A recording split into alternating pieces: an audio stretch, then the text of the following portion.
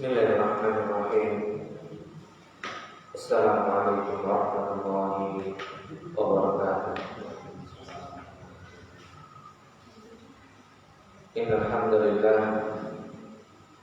nahmaduhu wa nasta'inuhu wa nastaghfiruh wa na'udzu billahi min shururi anfusina wa min sayyiati a'malina.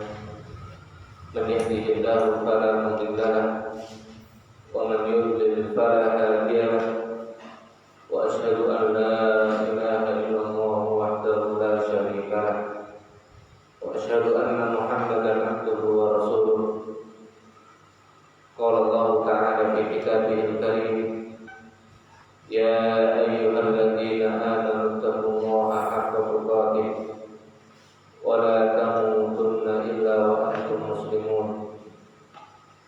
Ya ayyuhan nasu taqu rabbakum alladzi khalaqakum min nafsin wahidah wa khalaqa minha zawjaha wa batha minhuma rijalan katsiran wa nisaa wattaqullaha alladzi tasaaluna bihi wal arham innallaha kana 'alaykum raqiba. Ya ayyuhalladzina amanu taqullaha wa qulu qawlan sadida yuslih lakum a'malakum wa yaghfir lakum dhunubakum wa may yuti'illaha wa rasulahu faqad faza fawzan 'azima. Amma ba'd, fa inna asdaqal kalami kalamullah wa khairal hadi hadi Muhammadin sallallahu alaihi wasallam wa syarrul umuri muhdatsatuha fa inna kulla muhdatsatin fid dini bid'ah wa kullu bid'atin dhalalah wa kullu dhalalatin finnar. Ma'asyiral muslimin, jamaah yang berbahagia, alhamdulillah kita bersyukur kepada Allah Subhanahu wa taala yang masih diperkenankan untuk kembali mengingat dan mentadabburkan kalam Allah dan kalam Rasulullah sallallahu alaihi wasallam. Yang mudah-mudahan dengan itu Allah jadikan hati-hati kita di antara hati-hati yang senantiasa berusaha untuk melembutkan hati, untuk menundukkan diri kepada Allah Subhanahu wa taala. Karena setiap kali kita bermajlis, maka tidak terlupa di sana disampaikan khutbatul hajah, yang dengan itu, dengan khutbah tersebut Nabi sallallahu alaihi wasallam senantiasa memulai taklimnya, majlisnya, khutbahnya dan yang lainnya, yang dimana di dalamnya memiliki banyak keutamaan yang mungkin diantaranya bisa kita petik malam ini untuk mengingatkan diri kita agar kita senantiasa kembali berpegang dengan apa yang dikatakan oleh Allah Subhanahu wa taala, apa yang telah difirmankan oleh Allah Subhanahu wa taala di dalam Al-Qur'an, dan apa yang telah disabdakan oleh Nabi sallallahu alaihi wasallam, dan kita berpegang teguh dengannya, meyakininya dan berpegang teguh dengannya, yang kemudian kita berusaha untuk meninggalkan segala bentuk ketaatan kepada selain Allah dan Rasul-Nya, dan kita hanya menjadikan ittiba kita, satu-satunya manusia yang kita tauladani adalah Rasulullah sallallahu alaihi wasallam. Karena itu yang telah dipesankan oleh Allah Subhanahu wa taala dan juga yang telah dipesankan oleh Nabi Muhammad sallallahu alaihi wasallam kepada kita, maka sebaik-baik muslim dan sebaik-baik mukmin adalah yang dia berusaha kembali meniti jalan Rasulullah Muhammad sallallahu alaihi wasallam di dalam ia beragama Islam, di dalam ia menjalankan agama yang dengannya dia beragama Islam ini. Maka mudah-mudahan Allah Subhanahu wa taala senantiasa jadikan hati kita untuk mencintai kembali meniti jalan yang telah diajarkan oleh Rasulullah Sallallahu Alaihi Wasallam. Melanjutkan penjelasan kaidah pada bab yang ketiga, maka kita masuk penjelasan kaidah yang keenam.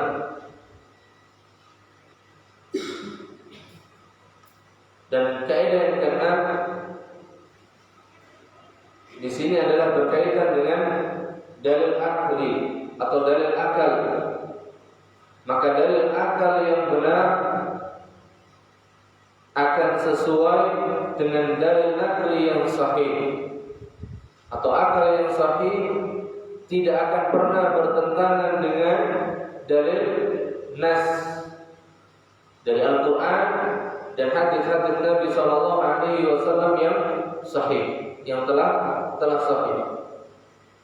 Jadi akal yang benar akan sesuai, akan senantiasa sesuai dengan dalil nakli, dalil nas yang berdasarkan dari Al-Quran, yang bersumber dari Al-Quran dan hadis-hadis Nabi Sallallahu Alaihi Wasallam yang sahih. Atau dengan kata lain, bahwasanya akal yang sahih tidak akan pernah bertentangan dengan dalil nakli, dalil dari Al-Quran dan Sunnah yang sahih. Maka di sini dijelaskan makna akal. Apa itu yang dimaksud dengan kata akal di sini? Maka al-aqlu, akal dalam bahasa Arab memiliki beberapa arti. Di antara makna al-aqlu yang pertama bermakna ad-diyatu, denda. Jadi al-aqlu itu maknanya dalam bahasa Arab adalah ad-diyah, denda.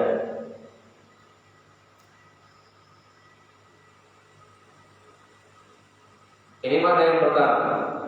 Dan makna yang kedua, al-aqlu dalam bahasa Arab itu bermakna al-hikmatu, kebijakan.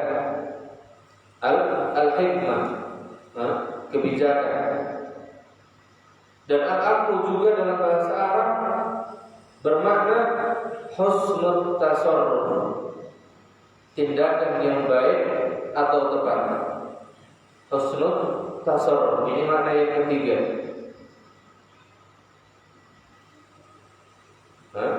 Tindakan yang baik atau tepat. Ini dalam bahasa Arab. Maka dalam bahasa Arab al-aqlu bisa bermakna denda, bisa bermakna kebijakan, bisa bermakna tindakan yang baik dan tepat. Tindakan yang baik atau tepat. Kemudian al-aqlu secara istilah, di mana yang telah dijelaskan oleh para ulama kita, itu digunakan untuk dua pengertian.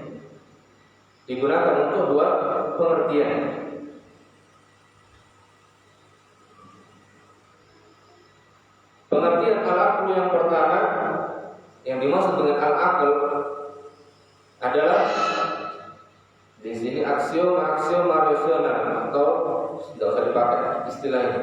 Pakainya apa? Pengetahuan dasar yang ada pada setiap manusia. Pengetahuan dasar yang ada pada setiap manusia. Ini makna al-aql dalam istilah yang pertama. Makna akal secara istilah yang pertama adalah pengetahuan dasar yang ada pada setiap manusia. Berarti menunjukkan bahwasanya setiap manusia dikaruniakan oleh Allah Subhanahu wa taala al-akal. Karena setiap manusia diberikan pengetahuan dasar tersebut. Kemudian makna yang kedua yang dijelaskan oleh para ulama, bahwasanya makna al-akal adalah kesiapan bawaan yang bersifat instinktif atau insting Kesiapan bawaan yang bersifat apa? Insting dan kemampuan yang matang. Kalau insting kan refleks itu, naluri, betul. Ini kesiapan bawaan yang bersifat insting, yaitu naluri atau refleks dari itu, dan kemampuan yang matang. Adapun kemampuan yang matang ini, maka ini perlu apa? Diasah. Kesiapan ini butuh diasah supaya apa? Matang. Ini makna yang kedua. Jadi intinya dari secara istilah al-aqlu adalah itu bisa berarti pengetahuan dasar atau kesiapan bawaan yang telah Allah karuniakan kepada setiap manusia.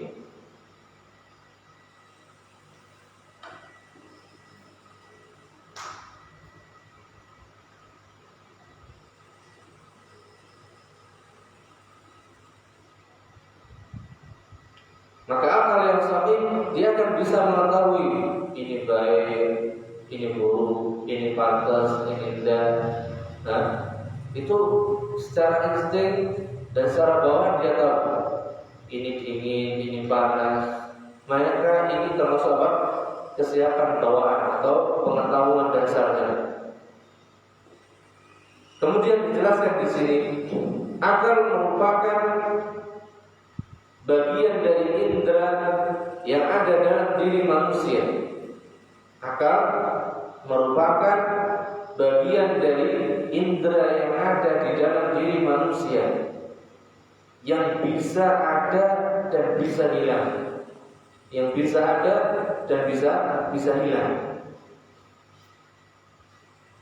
Menunjukkan bahwasanya akal ini bisa hilang dari manusia dan kadang bisa muncul lagi, sebagaimana yang dijelaskan oleh Nabi Shallallahu Alaihi Wasallam, bahwasanya rufi al-qalam, diangkat pena, maksudnya manusia tidak akan dicatat olehnya perbuatannya, perkataannya. Kapan? Anil majnuni hatta yaqil. Di antaranya adalah apa? Wa anil majnun, dari orang yang gila, yaitu berarti kehilangan apa? Pengetahuan dasarnya, kehilangan kesiapan bawaannya, dia tidak sadar. Dia tidak sadar dan dia mengatakan sesuatu yang tidak dengan kendalinya. Maka wa'anil majnuni hatta yaqil, dari orang yang gila sampai dia berakal, sampai pulih kembali bawaan kesadarannya atau kesiapan bawaannya atau pengetahuan dasar yang tadi pulih kembali. Dia bisa membedakan kembali dan menyadari setiap tindakannya, perkataannya, perbuatannya.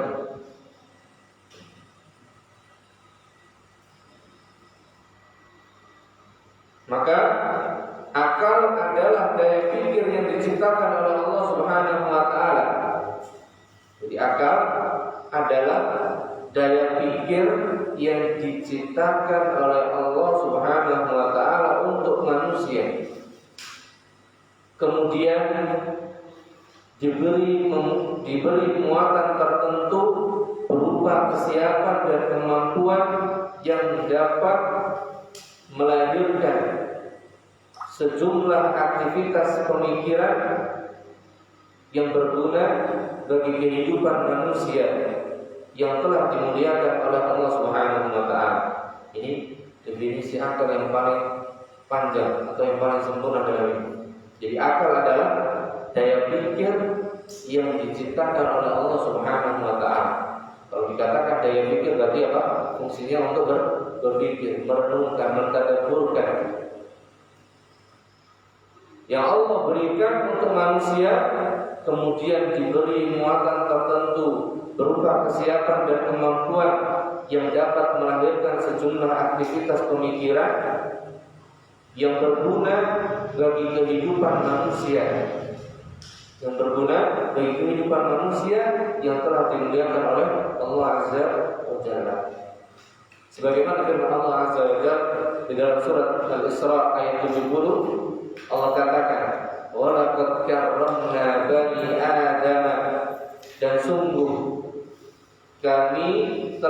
memuliakan anak-anak Adam.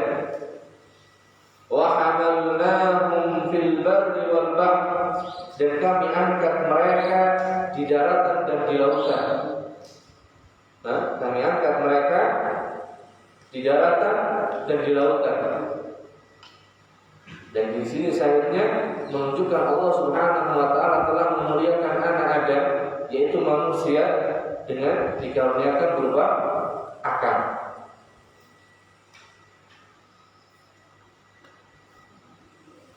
Jadi di antara bentuk kemuliaan manusia atas makhluk Allah Subhanahu wa taala yang lain, yaitu manusia diberikan kelebihan berupa akal. Diberikan kelebihan berupa akal ini. Maka syariat Islam memberikan nilai dan urgensi yang amat tinggi terhadap akal manusia. Jadi Islam memberikan apa? Penilaian yang sangat penting terhadap apa? Akal manusia. Dan hal ini dapat dilihat pada beberapa poin berikut. Jadi menunjukkan bahwasanya syariat Islam itu sangat memuliakan apa? Akal untuk manusia. Sangat memuliakan manusia dari sisi akalnya. Pertama, Allah hanya menyampaikan kalamnya kepada orang yang berakal.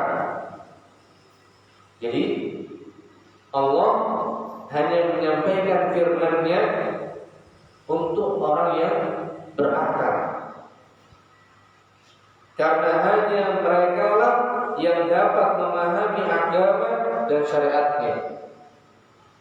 Jadi Al-Quran ini diturunkan untuk orang-orang yang berakal, orang-orang atau manusia yang mau menggunakan akal. Maka ketika manusia tidak mau menggunakan akalnya untuk memahami, merenungkan, mentadabburkan Al-Quran, memahaminya, maka apa? Al-Quran tidak lagi berguna bagi mereka. Tidak ada fungsinya. Maka Allah menyampaikan Al-Quran ini, firman-Nya ini kepada orang yang berakal, kepada orang-orang yang mau berakal atau menggunakan akalnya. Karena apa? Karena hanya mereka yang dapat memahami agama dan syariat. Mereka yang mampu memahami Al-Quran dan As-Sunnah, memahami wahyu Al-Quran dan As-Sunnah. Sebagaimana firman Allah Azza wa Jalla, dan ini banyak sekali. Di antaranya dalam surat As-Saff ayat 43, Allah katakan wa dzikra, dan Al-Quran itu merupakan peringatan. Al-Quran adalah merupakan peringatan li ulil albab, bagi orang-orang yang mempunyai akal. Jadi Al-Quran ini tidak akan menjadi peringatan dan tidak akan memberikan manfaat kalau yang menerima Al-Quran ini tidak mau menggunakan apa? Akal.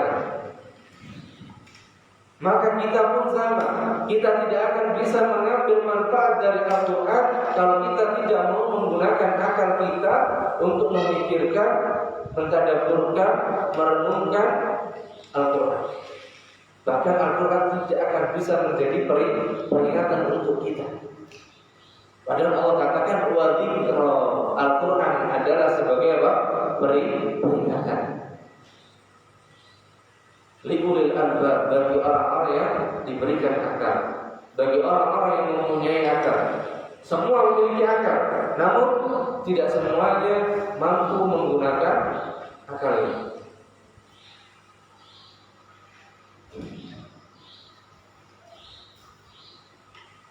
Kemudian yang kedua,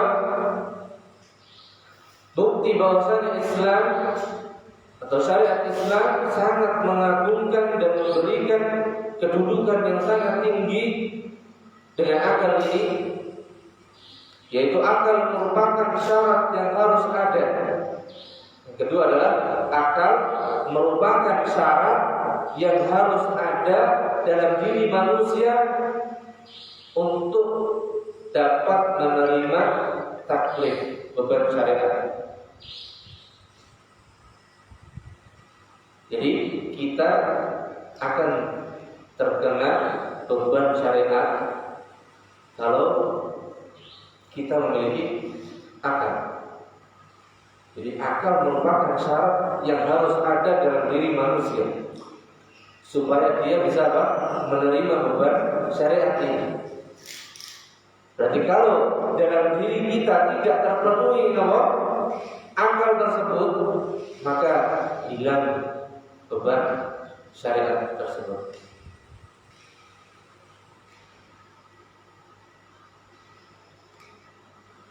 Maka Allah Subhanahu wa ta'ala hanya memberikan beban syariat ini kepada orang-orang yang memiliki akal. Maka hukum-hukum syariat tidak lagi berlaku bagi mereka yang tidak menerima taklif atau yang tidak mampu menerima taklif ini, berarti tidak memiliki akal. Di antara yang tidak menerima taklif itu adalah dari orang yang gila, orang yang hilang akalnya, orang yang hilang akalnya. Karena Rasulullah SAW katakan, "Rufi'al qalam anil salata, rufi'al qalam an salatatin." Pena diangkat dari 3 golongan. Anil naimi hatta yastayqin, dari orang yang tidur sampai dia bangun. Dan kita tahu orang yang tidur itu akalnya terbunyi, akalnya ada tidak sadar, hilang sudah diangkat dia. Sampai dia bangun lagi. Makanya orang tidur itu diajak ngomong nyambung betul, gak bakal nyambung. Respon aja enggak? Kemudian wa'anisobi hatta yahtarik, dari anak-anak, dari anak-anak atau bayi atau anak-anak yang belum masuk usia tamyiz atau belum masuk usia mumayyiz, yaitu 7 tahun atau balik sekitar usia 12 atau ke atas atau 10 ke atas. Maka di bawah usia 7 tahun ini masuk dalam kategori makna as-sabi, anak-anak. Hatta yahtalim, sampai dia dewasa, sampai dia balik. Yang talim itu mimpi. Dan mimpi adalah salah satu tanda bahwasanya seseorang itu sudah balik.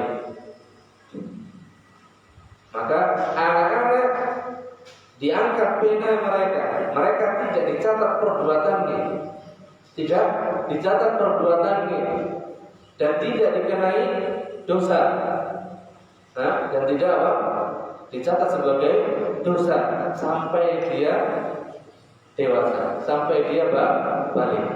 Karena anak-anak ini akalnya masih belum sempurna, masih belum sanggup menggunakan akalnya untuk membedakan mana yang baik dan mana yang buruk. Kemudian yang ketiga, golongan yang ketiga yang diangkat pena darinya, wa anil majnuni hatta yaqil. Ini jelas, orang gila itu akalnya hilang. Orang gila akalnya hilang. Maka dia tidak dicatat amal perbuatannya sampai dia sadar, sampai dia pulih kembali akalnya. Maka di sini kita tidak boleh mencela orang-orang gila itu. Karena orang gila ini semuanya, kenapa bisa sampai gila? Semua berjalan dengan takdir Allah SWT. Maka kita tidak boleh mencela mereka. Bahkan kalau kita mencela mereka, menunjukkan kita ini waras apa enggak? Sebaliknya malah, kan gitu. Maka orang gila kita arahkan aja. Kita yang biasanya mungkin di tengah jalan kita suruh minggir. Kalau dia mau ikut sholat, yang penting nggak mengganggu, gitu. Tapi jangan dimaki-maki, dimarah-marah, dimaki-maki juga nggak apa-apa dia, gitu. Tapi mereka memiliki perasaan gitu aja. Biasanya malah balas mukul atau yang selain. Namun akalnya Tidak sempurna. Ini 3 golongan manusia yang diangkat darinya pena. Yaitu setiap amalnya tidak dicatat dan tidak ditulis sebagai dosa, perbuatan dosa. Kemudian yang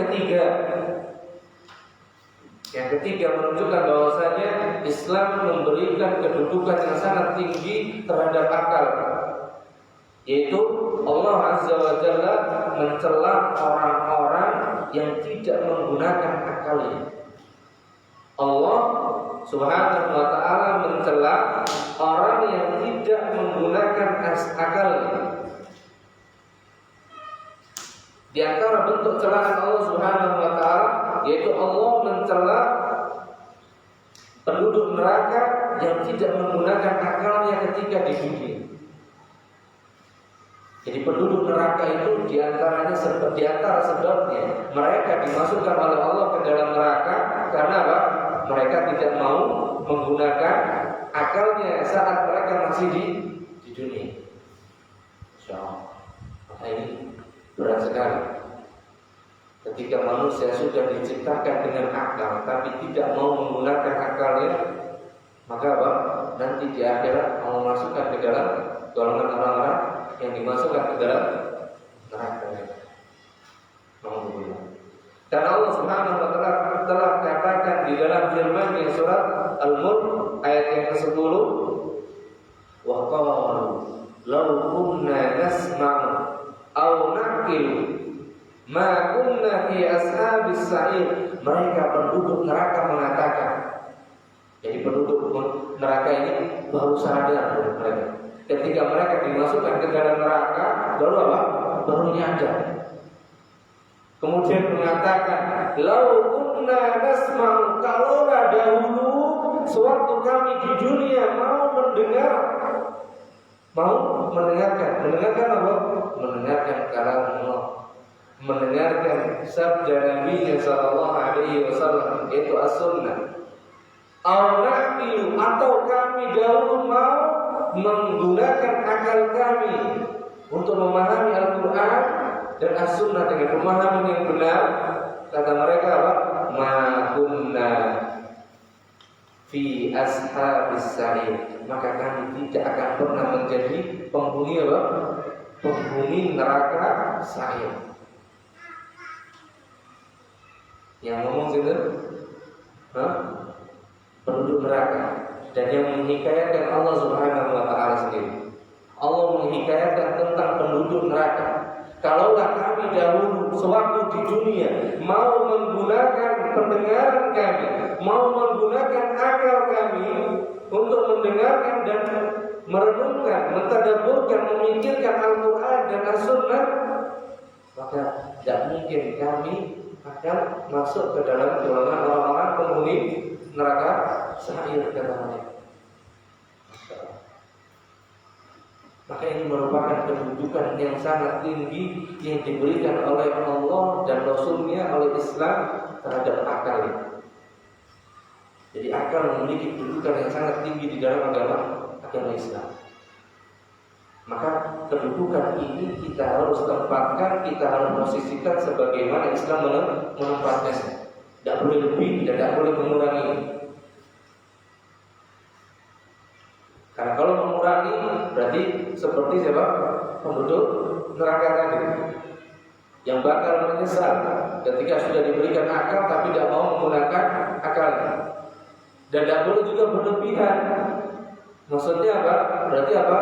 Kita melebihi apa yang sudah dijelaskan oleh Allah dan Rasulnya. Kemudian kita apa? Mengatakan kurang dan harus begini dan begitu dengan akal kita. Maka ini pun menjadi sebab apa? Kita melampaui batas atau mendudukkan akal melebihi apa? Wahyu. Maka pun ini yang menjadi sebab kemurkaan Allah Subhanahu wa ta'ala. Kemudian yang keempat, yang menjelaskan atau membuktikan bahwasanya akal itu memiliki kedudukan yang sangat tinggi di dalam agama Islam ini. Maka yang keempat, penyebutan begitu banyak proses dan anjuran berpikir dalam Al-Quran. Jadi Sangat banyak sekali disebut dan diulang proses dan anjuran bagi kita untuk memikirkan, untuk berpikir, untuk menggunakan akal kita di dalam Al-Quran. Jadi Al-Quran banyak sekali menyebutkan dan memerintahkan kita agar menggunakan akal kita. Seperti kalimat tadabbur, tafakkur, ta'akkul dan lainnya. Maka seperti kalimat la'allakum tatafakkarun, supaya kalian mau berpikir, supaya kalian berpikir, atau mudah-mudahan kamu berpikir, atau afala taqilun, apakah kalian tidak mau memikirkannya, apakah kalian tidak mau berakal. Kemudian juga seperti kalimat afala yatadabbarunal Qur'an, tidakkah mereka mau merenungkan dan tadabburkan Al-Quran dan yang lainnya.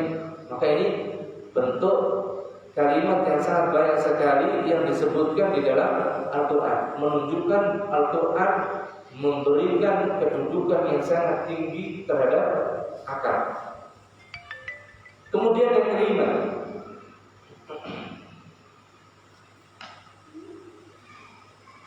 jadi sebelum kita masuk ke pembahasan yang mungkin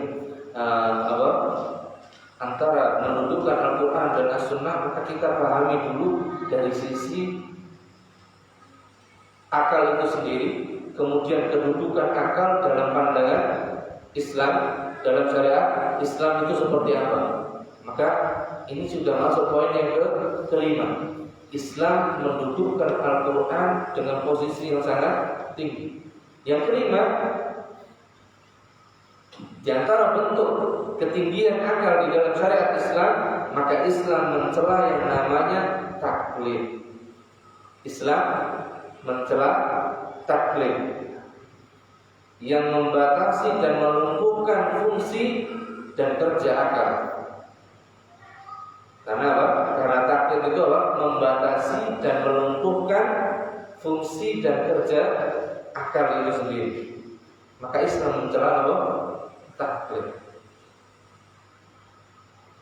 Di mana Allah Subhanahu wa taala katakan di dalam firman-Nya surat Al-Baqarah ayat 170, "Wa idza qila lahum ittabi'u ma anzalallah," dan apabila telah dikatakan kepada mereka, ikutilah apa yang telah Allah turunkan.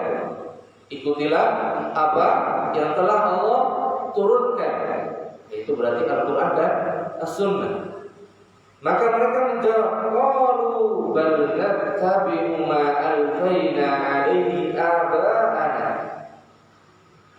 Mereka mengatakan, kami hanya mengikuti apa yang telah kami dapati dari perbuatan nenek moyang kami, kata mereka.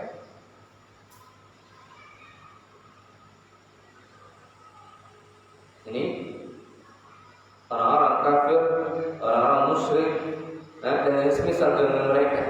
Ketika dikatakan ikutilah oleh kalian apa yang sudah Allah turunkan dari wahyu, maka mereka menjawab dengan mengatakan bal nattabi'u ma alfayna 'alaihi aba'ana. Kami hanya mengikuti apa yang telah datang kepada kami dari perbuatan nenek moyang kami.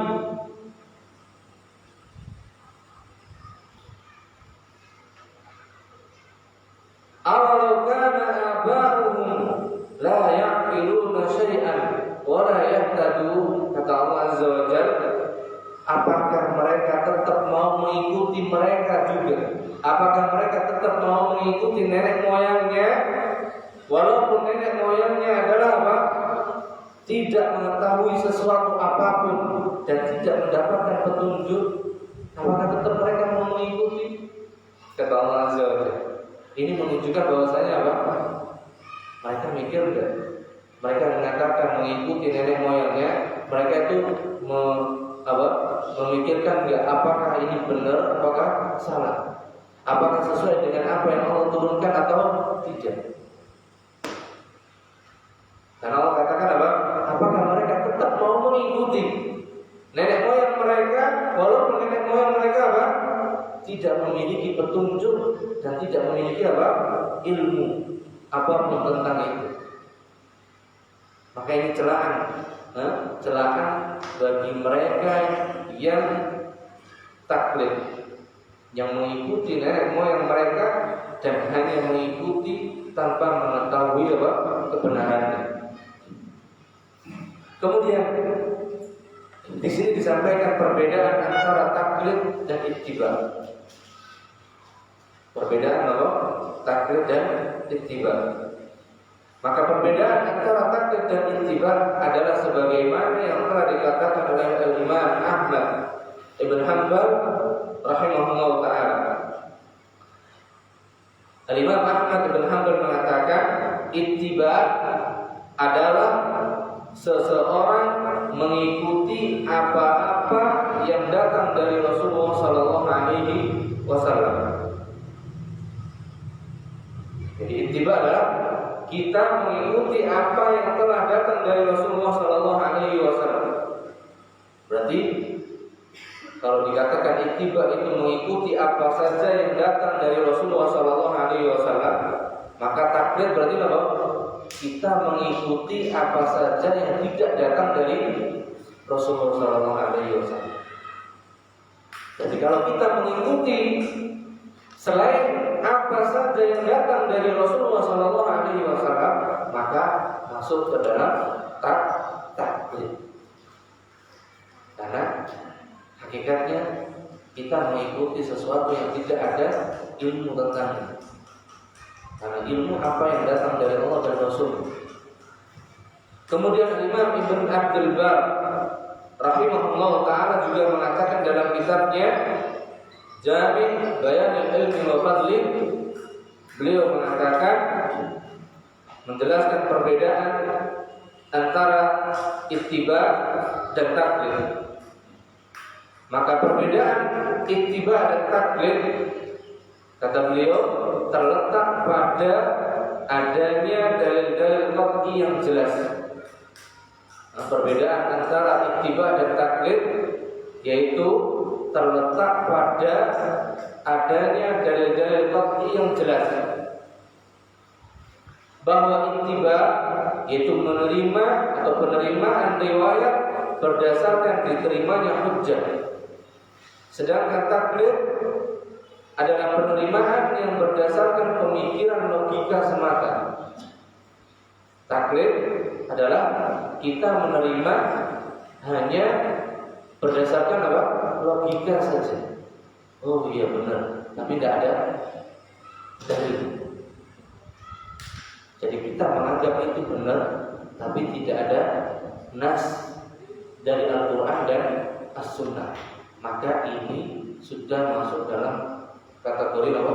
Taklid. Berarti ittiba kita mengikuti dan kita mengetahui nas dan dalilnya dari Al-Quran dan As-Sunnah yang sahih. Ini perbedaannya.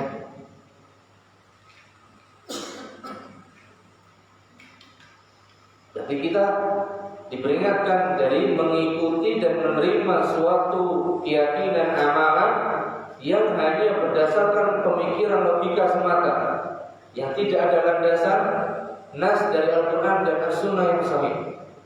Maka kita diperingatkan dari ini.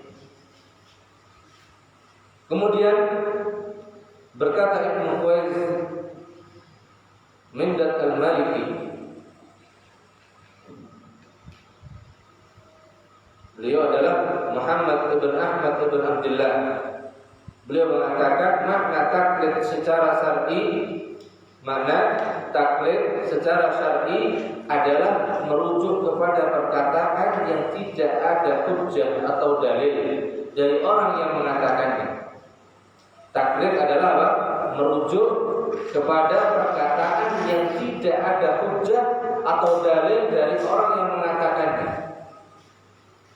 Jadi kita mengikuti seseorang, tapi orang tersebut berpendapat dan tidak merujuk pendapatnya, pemahamannya kepada dalil. Enggak.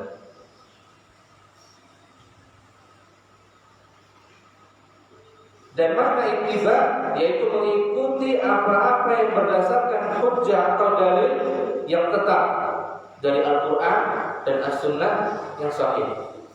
Maka inilah yang diperintahkan kita untuknya. Makanya seluruh para imam kita, khususnya para imam yang empat, mereka senantiasa mengatakan, apabila kalian mendapati suatu pendapat dariku, maka lihatlah dari mana aku mengambil dan menjadikan pendapat tersebut. Maksudnya apa? Lihat dalilnya, perhatikan nasnya, sahih enggak, benar enggak maksudnya, gitu.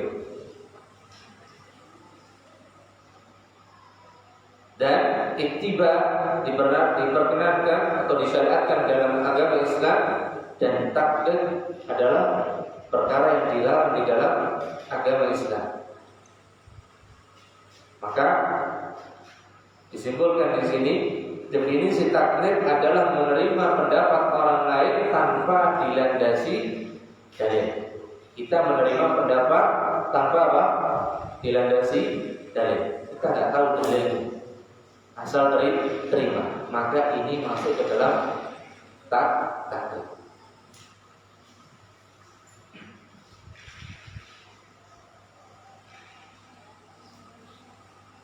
Dan ini mungkin salah satu golongan yang menjadikan rusaknya agama Islam,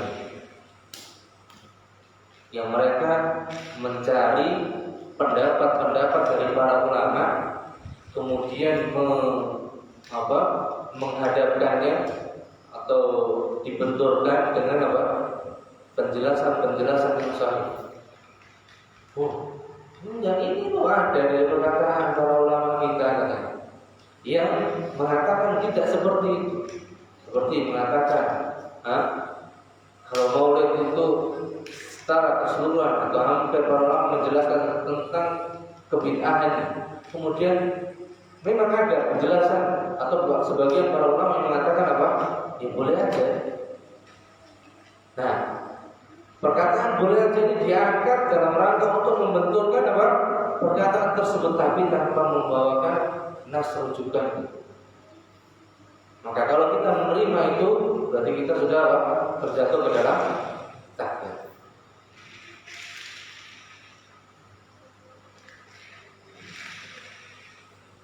Karena di dalam kaidah disebutkan khalif tu'raf. Kalau kalian ingin jadi orang terkenal, caranya apa? Gampang. Selisilah pendapat-pendapat yang sudah terkenal, akan jadi terkenal. Gampang cari terkenal. Khalif tu'raf. Kemudian keenam, yang menjelaskan tentang keagungan kedudukan akal di dalam Islam, yaitu Islam memuji orang-orang yang menggunakan akalnya dalam memahami dan mengikuti kebenaran. Islam memuji orang-orang yang menggunakan akalnya dalam memahami dan mengikuti kebenaran. Maka Allah Subhanahu wa ta'ala memuji hamba-hambanya yang menggunakan akalnya untuk apa? Memahami dan mengikuti kebenaran, bukan menentang dan menolak kebenaran. Maka kata Allah Subhanahu wa ta'ala dalam firman-Nya surat Az-Zumar ayat ke-17 dan 18, "Fabashshir ibad", sampaikanlah kabar gembira kepada hamba-hamba-Ku, alladzina yastami'una al-qawla. Siapa hamba-hamba Allah yang diberikan kabar gembira ini? Kata Allah, alladzina yastami'una al-qawla, yang mereka mau mendengarkan perkataan firman Allah dan sabda Nabi-Nya sallallahu alaihi wasallam. Jadi lawan yang pertama dari golongan penduduk neraka saya tadi, yang mereka tidak mau menggunakan pendengarannya. Maka kata Allah, Sampaikan, berikan kabar gembira kepada hamba-Mu yang mereka mau mendengarkan firman Allah, mendengarkan Al-Quran dan memahaminya. Fayattabi'una ahsana, maka kemudian mereka mengikuti apa? Mengikuti apa yang menjadi kebaikan di antaranya. Ulaika alladziina hadahumullah. Dan Allah pun katakan, mereka orang-orang yang mendapatkan petunjuk. Berarti orang yang mendapatkan petunjuk adalah orang yang mau menggunakan akalnya untuk apa? Memahami dan mengikuti Al-Quran. Wa ulaika hum ulul albab. Mereka adalah orang-orang yang mau menggunakan akalnya. Balik lagi. Mereka siapa? Adalah orang-orang yang mau menggunakan akalnya. Jadi bukan hanya memiliki akal, tetapi juga mau menggunakan akal untuk memahami dan juga mengikuti kebenaran. Maka kata Allah, mereka lah orang-orang yang mendapatkan petunjuk. Maka dengan sebab akal inilah Allah jadikan kita mendapatkan karunia yang besar berupa petunjuk hidayah untuk mengenal agama Islam. Karena tanpa akal kita tidak mungkin bisa memahami Islam. Tidak akan pernah. Dan dengan akal inilah Allah jadikan kita bisa menerima hidayah Islam. Kemudian yang ketujuh, sudah Allah atau sudah di sini dijelaskan tentang bagaimana kedudukan Al-Quran tadi, maka yang ketujuh ini dijelaskan tentang apa? Batasan wilayah kerja akal dan pikiran manusia. Jadi apa? Kerja akal, wilayah kerja akal dan pikiran manusia itu ada batasannya. Tidak dibiarkan bebas sebebas-bebasnya. Dan ini menyelisih kaidah yang diterapkan di dalam setiap perguruan tinggi, di mana mahasiswa itu diberikan kebebasan dengan sebebas-bebasnya untuk berpendapat dengan apa? Dengan akal mereka, tanpa mengikuti atau tanpa bimbingan petunjuk dan wahyu. Maka ini menyelisih kaidah dalam agama kita, di mana akal itu memiliki kedudukan dan apa? Keagungan yang khusus di dalam agama Islam. Namun apa? Ada batasan wilayah kerja. Maka di sini dijelaskan sebagaimana firman Allah Subhanahu wa taala yang menunjukkan bahwasannya wilayah kerja akal itu ada batasannya. Allah katakan, "Wa yas'alunaka 'anir ruh." Mereka orang-orang kufar itu bertanya tentang ruh. Bertanya tentang apa? Ruh. Berarti kalau bertanya tentang ruh berarti mau menggunakan atau mau memahami ruh itu dengan akalnya. Maka kata Allah Azza wa Jalla, katakan, "Qulir ruh," katakan wahai Muhammad, "Ar-ruh min amri Rabbi." Urusan ruh itu adalah urusannya dengan Allah Subhanahu wa taala. Wilayah pembahasan ruh ini hak prioritasnya dengan Allah Azza wa Jalla. Kemudian Allah katakan, "Wa ma utitum minal ilmi illa qalila." Dan tidaklah kalian diberikan ilmu oleh Allah kecuali hanya sedikit. Jadi apapun yang kita miliki dari pengetahuan ini, maka ilmu kita ini kalau diukur hanya sedikit. Dan juga firman Allah Azza wa Jalla, "Ya'lamu ma baina aydihim wa ma khalfahum wa la yuhituna bihi ilma." Ya'lamu ma baina aydihim wa ma khalfahum. Dan dia mengetahui apa yang ada di hadapan mereka dan apa yang ada di belakang mereka. Itu Allah mengetahui apa yang ada di hadapan mereka dan apa yang ada di belakang mereka. Apa apa yang akan datang dan apa yang telah lampau. Allah tahu semua. Kemudian Allah katakan wala yuhitu nabihi ilma, dan mereka yaitu manusia tidak memiliki atau tidak sanggup meliputi ilmunya Allah Azza wa Jalla.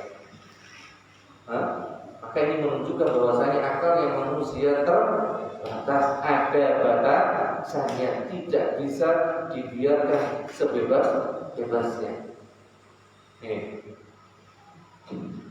Maka di sini mulai dijelaskan bahwasanya para ulama ahlus sunnah senantiasa mendahulukan nakal, yaitu wahyu atas akal. Maka di dalam mendudukan akal, maka akal ada pada peringkat kedua sesudah wahyu. Dan tidak boleh kita membaliknya, yaitu mendahulukan akal di atas wahyu. Dan yang dimaksud dengan akal adalah dalil-dalil syar'i yang terdapat di dalam Al-Quran dan As-Sunnah yang sahih. Sedangkan yang dimaksud dengan akal menurut Mu'tazilah adalah dalil-dalil akal yang dibuat oleh para ulama ilmu kalam, dan mereka menjadikan sebagai agama yang menundukkan dan mengalahkan dalil-dalil syar'i. Jadi Al-Sunnah tadi menjadikan apa? Wahyu itu di atas akal. Adapun selain Al-Sunnah, maka mereka menjadikan dalil-dalil akal itu menempati kedudukan di atas wahyu. Bahkan mereka jadikan itu sebagai cara beragama dan mengunggulkan dalil-dalil syar'i atau mendahulukan apa? Mengalahkan dalil-dalil syar'i.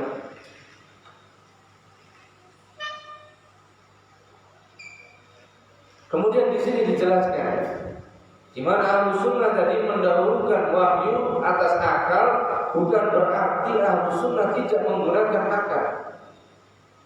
Bukan berarti apa? Ketika kita katakan kita harus mendahulukan wahyu atas akal, itu Ahlussunnah tidak menggunakan akal, tidak. Tetapi apa? Maksudnya adalah dalam menetapkan akidah, mereka tidak menempuh cara seperti yang ditempuh oleh para ahli kalam, orang-orang filsafat, orang-orang Mu'tazil, dan orang-orang yang menyimpang, yang menggunakan akal semata untuk memahami masalah-masalah yang sebenarnya tidak dapat dijangkau oleh akal manusia. Kemudian menolak dalil nakli, yaitu wahyu, dalil syar'i yang bertentangan dengan akal mereka atau rasio mereka. Tidak.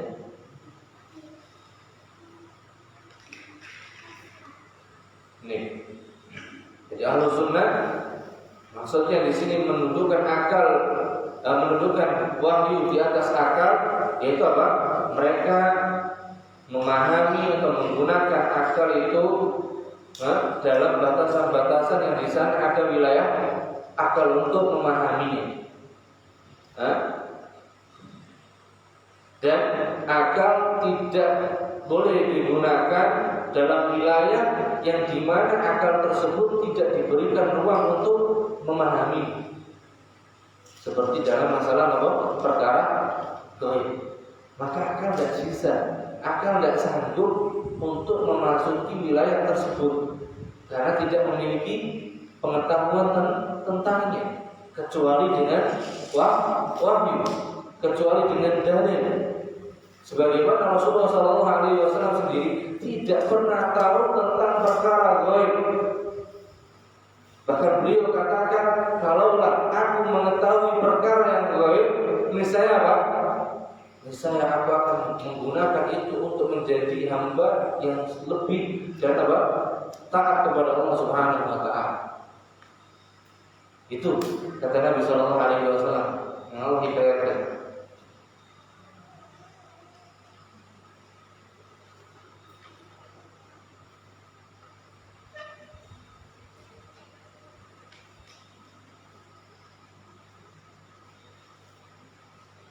Dan Ahlussunnah ini tidak menolak atau tidak menjadikan dalil nakal atau dalil syar'i itu ditolak dengan akal. Jadi Ahlus Sunnah tidak pernah menggunakan akal untuk menolak dalil nakal yang sahih. Sebagaimana yang dikatakan oleh Al-Imam Abu Mudhaffar As-Sam'ani, salah seorang ulama kita Ahlus Sunnah, dan beliau salah seorang imam dari mazhab Syafi'iyah, mengatakan ketahuilah bahwa manhaj Ahlus Sunnah mengatakan bahwa akal tidak mewajibkan sesuatu bagi seseorang dan tidak melarang sesuatu darinya, serta tidak ada hak bagi akal untuk menghalalkan dan mengharamkan sesuatu. Saya ulangi. Ketahuilah bahwa akidah mazhab Ahlus Sunnah mengatakan bahwasanya akal itu tidak digunakan untuk mewajibkan sesuatu bagi seseorang dan tidak untuk melarang sesuatu darinya.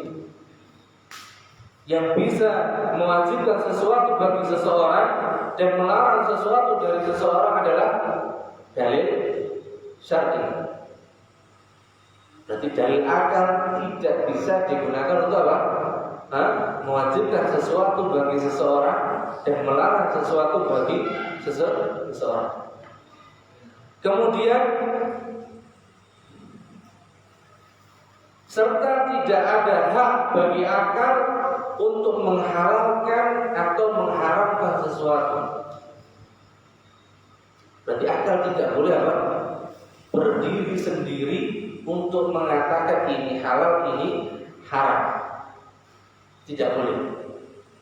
Maka untuk mengatakan ini halal, ini haram, harus ada rujukan dalil syar'i ini. Dan di sana akal apa? Berjalan di belakangnya. Jadi tidak boleh bersendiri untuk mengatakan ini halal, ini haram.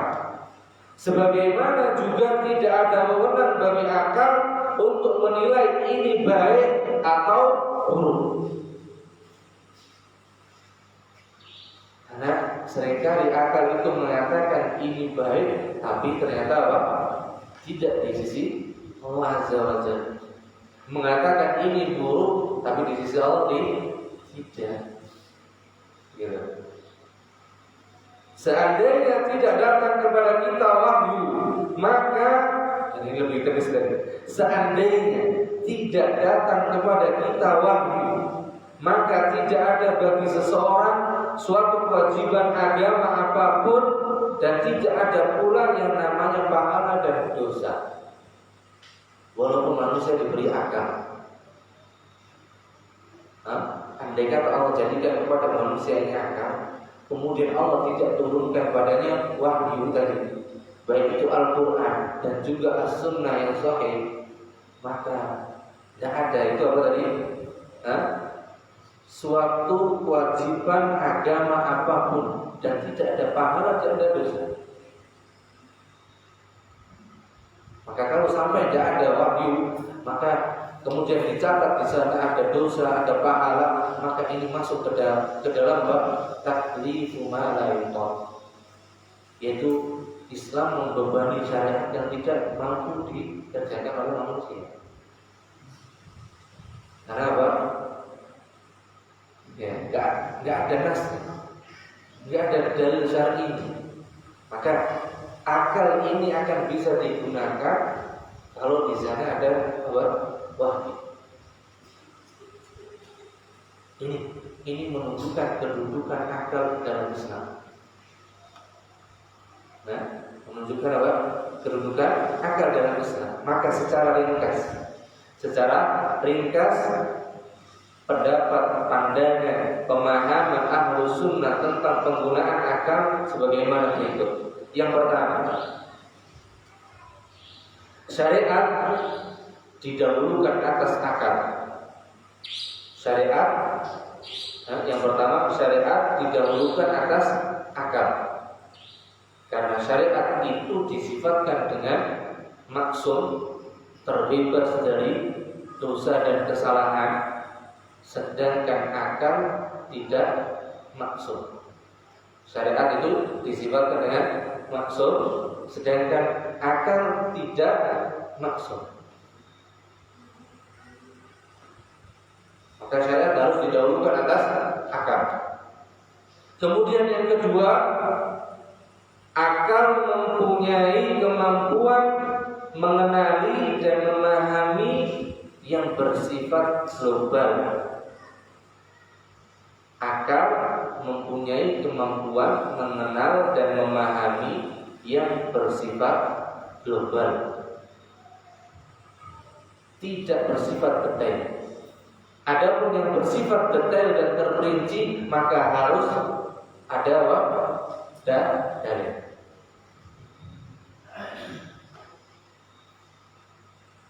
Ini. Kemudian yang ketiga,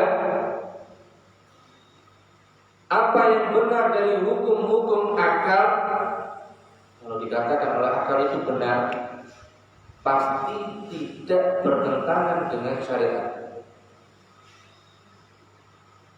Jadi apa saja yang dikatakan benar oleh hukum-hukum akal pasti tidak akan pernah bertentangan dengan syariat. Ini kalau dari akal yang sahih, dari akal yang sahih, bukan akal yang sudah kemasukan syubhat. Kemudian yang keempat, apa yang salah dari pemikiran akal? Apa yang salah dari pemikiran akal adalah apa yang bertentangan dengan syariat.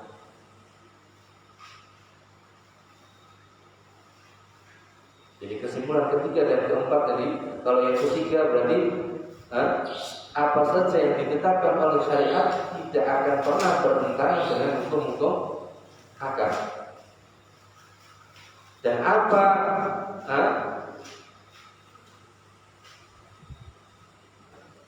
yang menyelisihi syariat, apa saja yang bertentangan dengan syariat, berarti apa? Pasti bertentangan dengan akal yang sahih. Apa saja yang bertentangan dengan syariat, maka apa? Bertentangan dengan akal yang sahih. Kemudian yang kelima, penetapan, penentuan hukum-hukum terperinci, tafsiriyah, yaitu terperinci, seperti ini wajib, ini haram, ini sunnah, ini mubah, dan seterusnya adalah hak prerogatifnya Allah dan Rasul. Hak prerogatif. Hak prerogatif berarti hak khusus yang dimiliki oleh syariat, oleh Allah dan Rasul.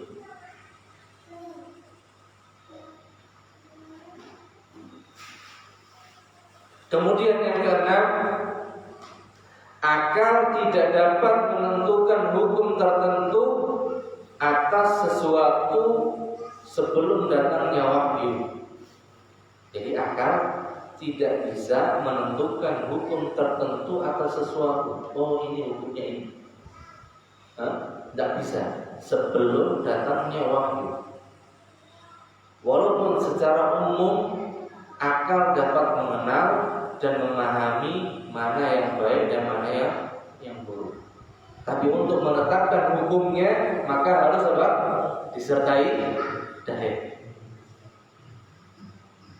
Ini kaidahnya. Kemudian kesimpulan yang ketujuh, balasan atas pahala dan dosa itu ditetapkan oleh syariat, bukan ditetapkan oleh akal. Batasan bahwasanya amal tadi itu berpahala atau berdosa, yang menetapkan adalah dalil, yaitu Al-Quran dan As-Sunnah, bukan akal. Yang mengatakan ini berpahala, ini berdosa bukan akal, tapi harus ada dalil. Kalau kita pahami seperti itu, maka apa? Kita tidak akan berani-berani membuat sesuatu dan mengatakan ini apa? Bisa mendatangkan pahala atau dosa. Kalau tidak ada dalil. Gitu. Karena Allah Subhanahu wa taala katakan, "Wa ma kunna mu'adzibin." Kami tidak akan pernah memberikan siksa, memberikan adab. Jadi Allah katakan tidak akan pernah mengadab. Berarti adab itu karena berbuat apa? Dosa. Sampai apa? Hatta nab'atha rasulah, sampai Allah utus kepada mereka seorang rasul yang menjelaskan wahyu, yang mengabarkan tentang wahyu dari syar'i tadi.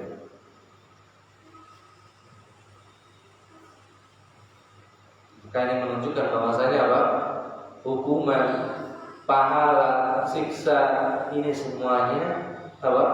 Berdasarkan ketetapan syar'i, berdasarkan ketetapan dalil syar'i. Kemudian yang kedelapan, janji surga dan ancaman neraka. Jadi amalan itu dijanjikan oleh Allah surga dan diancam dengan neraka sepenuhnya ditentukan oleh syariat. Sepenuhnya dipulangkan kepada apa? Syariat penetapan.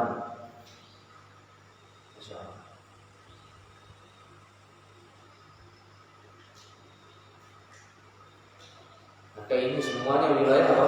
Wilayah dalil syar'i. Bukan wilayahnya akal. Nah, untuk mengatakan ini surga, ini neraka, ini bukan wilayah akal.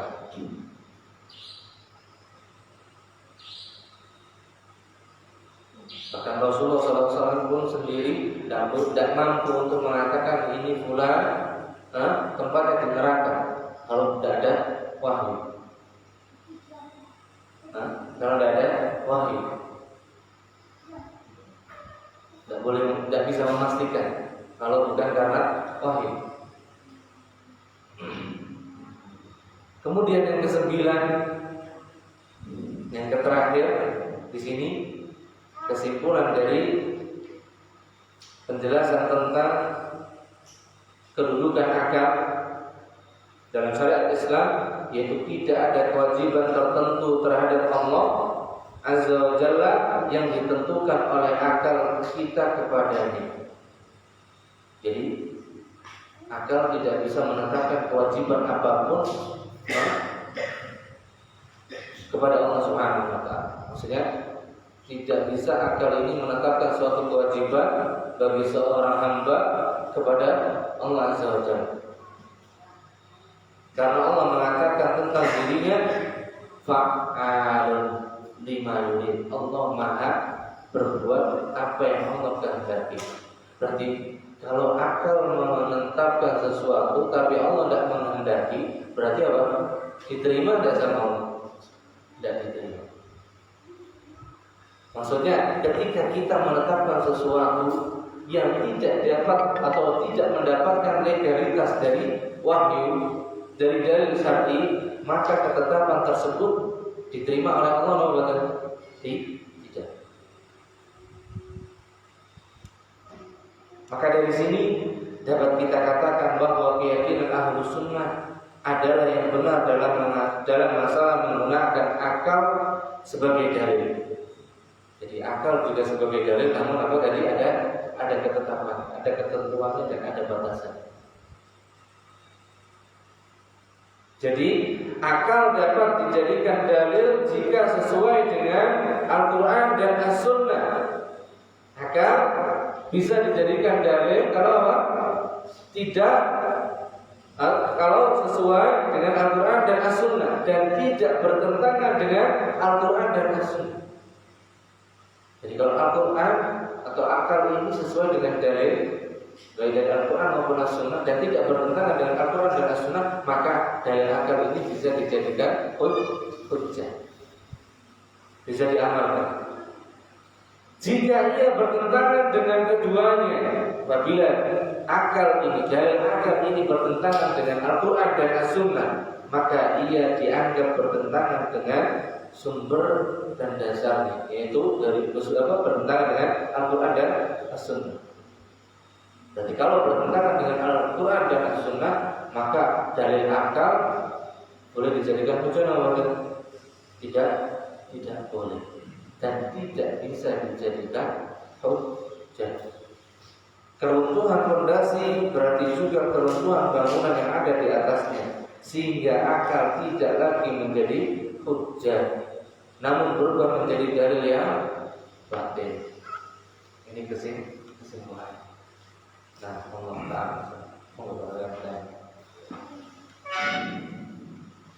jadi kesimpulan terakhir tadi di halaman halaman 71, yaitu secara ringkas kesimpulannya di sini disimpulkan menjadi 9 poin besar dalam memahami dalil akal. Jadi Islam menjadikan akal itu sebagai dalil dengan ketetapan dari berikut 1 sampai 9 dasar.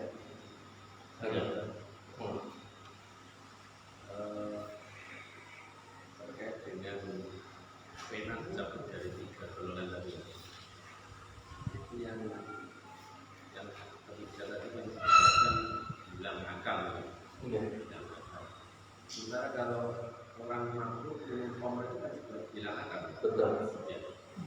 Kalau seandainya mereka berbuat jahat, misalkan sampai membunuh atau apakah itu tercabut juga? Okay. Apabila orang yang mabuk itu melakukan pembunuhan, bagaimana? Maka kita dudukkan dulu peminum khamr. Untuk orang yang meminum khamr, ketika atau di saat dia sedang meminum khamr dan sesudah minum khamr, itu dia kondisinya hilang akal. Maka pada saat dia kondisinya hilang akal, maka pada saat itu terangkat pena darinya. Maksudnya terangkat pena darinya ketika dia melakukan kebaikan, maka tidak dinilai. Begitu juga ketika dia melakukan dosa, tidak dicatat sebagai dosa. Namun ketika terkait dengan hak hamba, baik itu merusak atau menghilangkan nyawa, maka kalau merusak berarti tetap mengganti, karena ini hak manusia. Adapun terkait dengan membunuh, maka ini masuknya nanti itu qatlu ghairu amdin atau qatl khata' di sini. Dia tidak ada niatan untuk membunuh karena hilang kesadarannya, tapi sampai membunuh. Maka nanti ada hukumannya tetap. Hukumannya ini ada diatnya, ada kafarannya juga. Nanti ditetapkan tergantung nanti sejauh mana level hilang akalnya, dan nanti yang menetapkan pun dari pihak yang berwenang.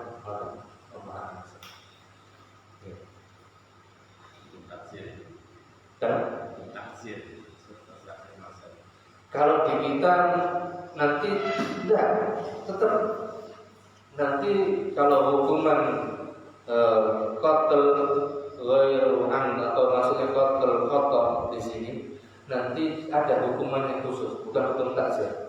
Tetap hukumnya hukum had, tapi hadnya di sini tidak maksudnya nanti ada kafarah dan dia ada di dia denda. Nah, nanti itu ketetapannya dari hakim, dan ini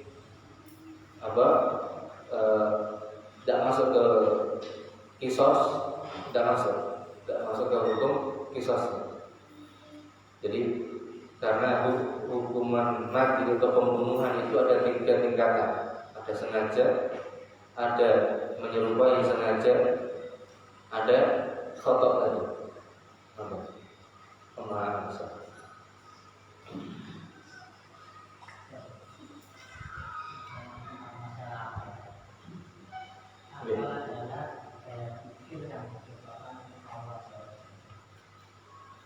Ahlussunnah wal Jamaah yakin bahwasanya neraka dan surga Sudah. Apakah sampai sekarang sudah ada yang masuk neraka dan surga? Kalau belum, kenapa Nabi melihat seseorang kebanyakan masuk neraka, melihat perempuan yang masuk neraka? Gimana menurut? Nah, menurut akal atau menurut dalil? Kalau menurut akal saya nggak bisa jawab. Nah, kalau dipulangkan menurut akal, ini tidak bisa akal menjangkau itu semua. Maka ketika kita mengetahui bahwasanya Nabi SAW, atau tadi pertanyaan pertama, apakah sudah ada yang masuk neraka atau surga belum sekarang, gitu. Maka jawabannya kalau secara nas, maka belum ada yang masuk neraka dan surga.